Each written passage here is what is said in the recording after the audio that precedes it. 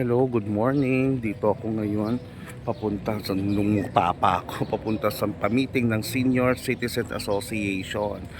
Di ba? Magbubuo na kami ng Senior Citizen Association ng BFOM Phase 3. So, ngayon yung pamiting. Ang alam ko marami na atan dumating. Ayun na sila, marami nang dumating ngayon. At 10 AM naman ang meeting namin. So, just in time lang. So, excited ang lahat dahil ngayon lang magkakaroon ng Senior Citizen Association dito sa BFOM Phase 3. Ayan na sila. Okay. Let's go? Ayan. Ay, Tito Ray. Ayan. Hello. Say hi. Hello, mga taga-BF. Hello po. Ayan ang ating mga senior citizen. Magsisimula na po ang ating pamiting sa umagang ito. At babalangkasin na natin at sisimulan natin ang ating pagbubuo ng Senior Citizens Association of BFOM Phase 3. Good morning. Ayan, magsimula na kami. Update ko kayo later. Bye.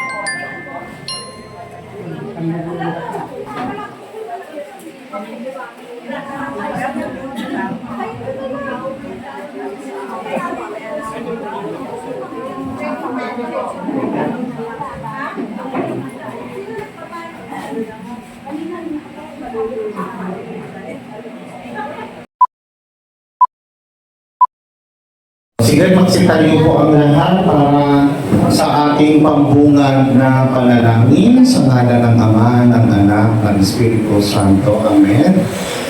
Pinupuri ka namin, Panginoong aming Ama, sa umagang ito. Kami nagpapasalamat. Thank you, Father God in heaven, for this is the day that you have made for every one of us. Gabayan at ingatan mo kami sa umagang ito at sa pang-araw-araw naming pamumuhay.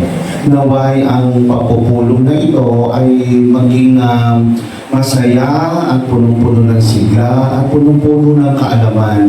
Tulungan mo po ang mga senior citizens ng aming komunidad ng BFOM Phase 3 na sila ay lumakas pa ang kanilang pangangatawan, upang sila namang malinaw na isipan at tumama pa ang kanilang buhay upang sila ay makapaglingkod din sa aming pamayanan. In Jesus' name, Father God in heaven, all of these we ask and pray for in the mighty name of Jesus Christ, your Son, our Redeemer and Savior, Jesus Christ, and through the intercession of the Holy Virgin Mary, Our Lady of Lanaban.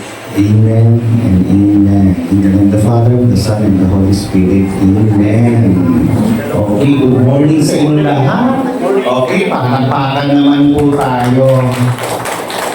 Ayan, okay. O sige, lahat naman po ay taga-BF Phase 3. Tama po ba? Linawin lang po natin. Okay. Lahat po, Pwede ba magsalita ng konti ng nilang? Sige po. Bago tayo mag-umpisa, hinihiling ko lang sa mga kasama natin sa BF. Ang ginagawa ni Pres Akla ng effort na ito ay iba Bakit ngayon lang naisip yung senior citizen gagawin dito? Parang pangalan po natin ang Presidente. Ay, salamat po, Kuya Tony. Actually, dito ako lumaki sa BF3. Siyempre, taong labas din kasi ako. Hindi ko tumambay dyan sa Diparo. At nakatulong din sa akin yung pagiging empleyado ng gobyerno. Na napapansin ko sa bawat baba namin sa mga barangay, sa isang barangay, mayroong 4 na Senior Citizens Association, 5, 6. Ang dami. Habang tumatagal, nagkaroon naman ako ng kahit saan mga subdivision dito, may kanya-kanya sila. Nagkaroon ako ng pagkakataong maging umupo bilang opisyalis o presidente ng Homeowners Association. Naisip ko, ang tao hindi bumabata, nagkakaedad, kami rin naman, ay aabot dyan. Napansin ko, parang yung mga senior citizens natin dito, dumadayo pa. Dumadayo pa sa labas, nakiki-member pa sa ibang lugar. Although hindi ko sinasabang mali yun Hindi ko sinasabi kung mali yun. Ang pinapoint out ko, naisip ko lang na bakit hindi natin gawin sa loob para yung mga senior natin hindi na lumalabas at kung ano yung benepisyo na kukuha yung asosasyon na yun, dapat makuha rin natin. Tama pa? Oo. So it's high time.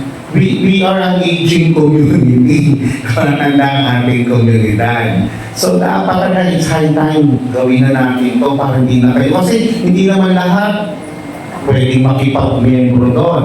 Yung iba naman kasi senior dito, ano lang, ang kanilang comfort zone nyo to. Tama?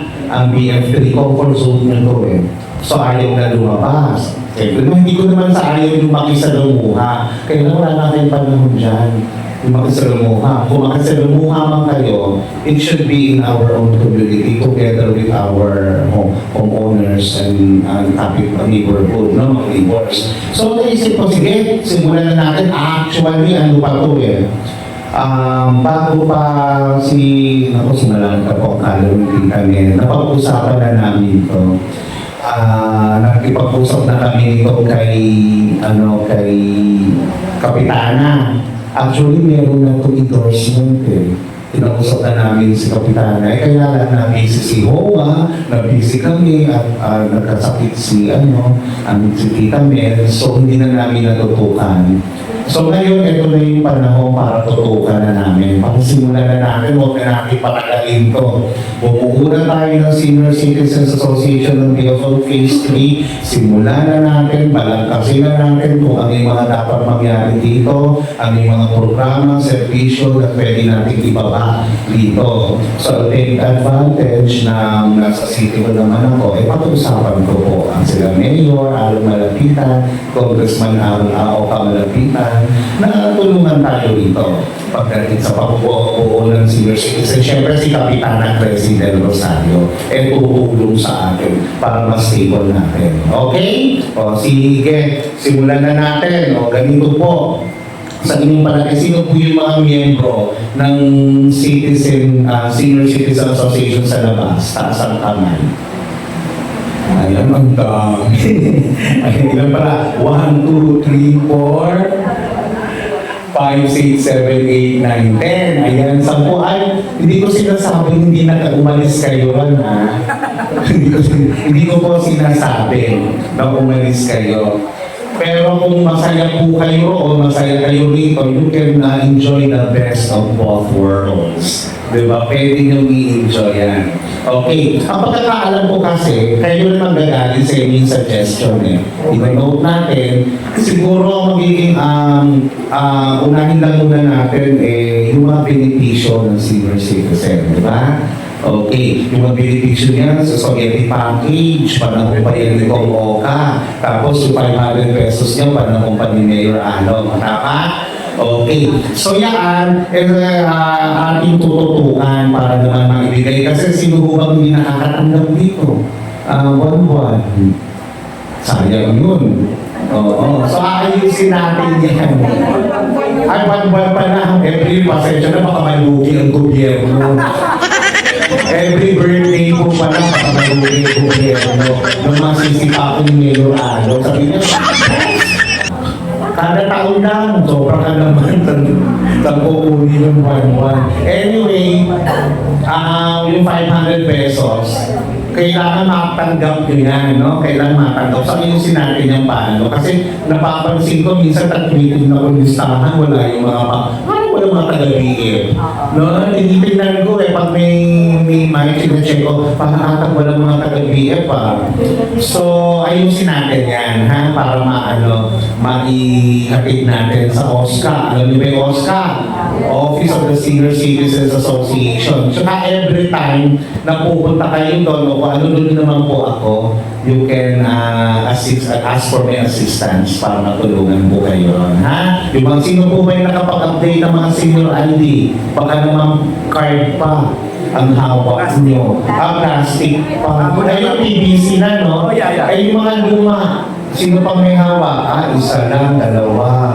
Okay, ayusin natin yan, ha? Update natin. Okay, dito naman tayo ngayon sa pagtatayo ng ating senior citizen. Siyempre, kailangan natin na may titindi kung sino magiging official.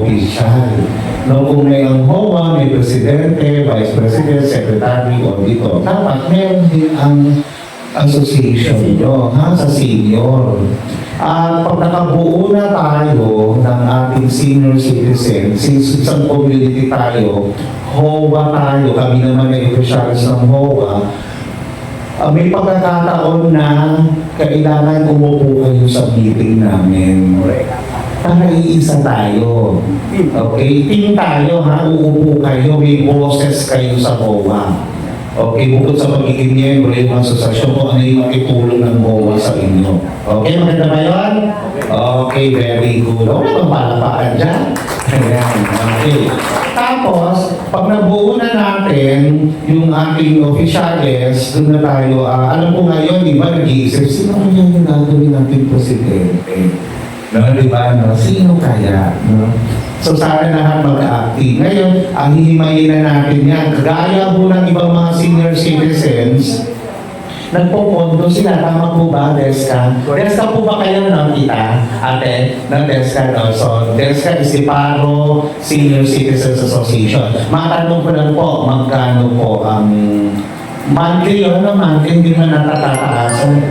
O 20 pesos. What is 20 pesos? What is 20 pesos? Diba? Ang gaang-gaang yan. Kumbaga pang-load lang yan. Diba? Pag may nagsusugi, hari daw ay wag naman. No, wag naman kapag mayroong halimbawa pumanaw ay mag-aambagan. Okay, good. Mas maganda dito na yan magsimula, no? Sa ano may mga benepisyo noon? Siyempre, pag may event, di ba? Ano ba, every December. Siyempre, tayo may HOA. Lahat kayo miyembro. Oo. Meron tayong Christmas party para sa HOA, pero hiwalay naman din yung sa inyo. Okay, meron din kayo Christmas party ng sarili nyo at kung meron kayong mga social gathering, gawa natin gano'n ang ibang mga ano, may project. May project, kayo pa yung gusto nyo. At naman, pag nabuo na natin yung association nyo, pansamantala pwede ito muna gamitin nyo. Ito muna, ha? Ito muna ng call natin. Kung mag-meeting kayo dito, give us time mapondohan yung opisina. Pag kami magpopondo, pilitin namin, ha? Na mapondohan natin, magpapagawa tayo ng office nyo. Gusto nyo aircon din, gaya ng HOA? Siyempre, kailangan. Siyempre, may mga officer uupo doon, mainit lalo na pag summer. Okay? Kailangan ng aircon, Senior, kailangan nyo yan, no? So, nakita nyo na po ba yung opisina natin? Sino na mo nakaakyat sa taas? Okay, konti pa lang. For everybody's information, sa effort po ng Board of Directors, pinaganda na po natin ang ating opisina ng HOA at naka-aircon na po ito, pinturado, talaga siyang mukha siyang opisina kasi may mukha ng BF eh. Diba? Kailan pagandahin natin? So maraming natutuwa kung may mga outsider, pag nadadalo dyan, may gusto kausapin o may tinatanong, nakikita nila na napakaganda yung opisina. Ay, mga signage natin, oo. Yun doon, di ba? Ang ganda po, no? Pagdating, kulang na lang, yung house na sa gabi. Alam na lang. Pero ang ganda po sa gabi, napapansin nyo po. Ito yung effort ng POD 2024-2026. Kasi, monthly juice nyo po yun. Diba? Sa inyo po galing hindi mo sa amin. So, oo, pati yung gates, ang gaganda, signage. Maganda natin, tulungan tayo, mga senior, ha? Senior citizen, tulungan tayo. Anyway, papunduhan mo namin ng give us time na siguro sa mga magandang o basta hanapan natin ang lugar. Ngayon po, since eto pa, May logo na ho kayo ha, nagawa na ho natin ang logo. Ang BF Homes na nakita na ba nila? Kung ito okay, okay, pinangunahan ko na po ang inyong logo. Kung okay lang sa inyo, kung hindi naman po okay, pwede naman po natin baguhin. Ito po yung logo natin. Ayan po, okay po ba sa inyo? Okay, okay. Okay. Actually, ayan. No? Okay po ba yung logo? So, pinangunahan ko na po yung logo para magsimula na natin. Okay.